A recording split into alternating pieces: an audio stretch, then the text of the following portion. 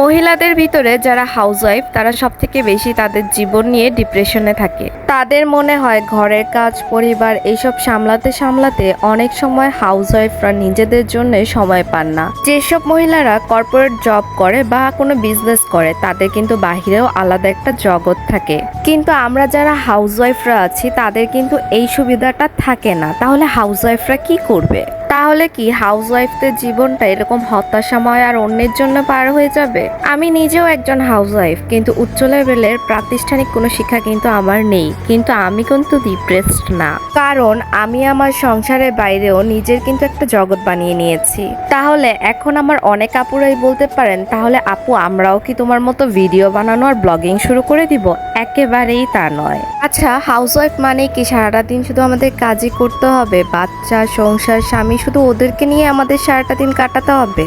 আমরা কেনই বা এটা ভুলে যাই যে আমরাও একটা মানুষ, আমাদেরও নতুন কিছু জানার দরকার, শেখার দরকার। প্রতিদিন যদি আমরা একই রুটিনে চলি তাহলে স্বাভাবিক একঘেয়েমি জীবনে চলেই আসবে।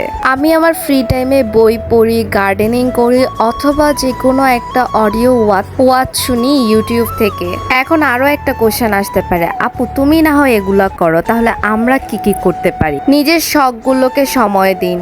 গান করতে পারেন, বই পড়া, আঁকাআঁকি, বাগান করা বা রান্নার নতুন রেসিপি শিখতে পারেন। যা ভালো লাগে তাই প্রতিনিয়ত করুন, এতে করে মনের চাপ কমবে আর দিনটাও উপভোগ করতে পারবেন। তাছাড়াও শারীরিক চর্চা বা যোগ ব্যায়াম করতে পারেন। সকালে বিকেলে 15 থেকে 20 মিনিট এক্সারসাইজ করলে শরীরের সঙ্গে মনও সতেজ থাকে। চাইলে ইউটিউবের ফ্রি ভিডিও দেখে কিন্তু শুরু করতে পারেন। এছাড়াও সেলাই বুনাই শিখতে পারেন। বন্ধু বান্ধব বা প্রতিবেশীদের সাথে একা না থেকে ছোটখাটো আড্ডা বা কফি টাইম করুন, কারণ সামাজিকতা একঘেয়েমি দূর করতে খুব ভালো একটা মাধ্যম। এছাড়াও নিজের জন্য মি টাইম রাখুন, যে টাইমটা একান্তই শুধু আপনার জন্যে, যেখানে কোনো কাজ থাকবে না, কোনো বাচ্চার দায়িত্ব থাকবে না, কিছুই থাকবে না, শুধু নিজের জন্যই 30 মিনিট সময় রাখুন।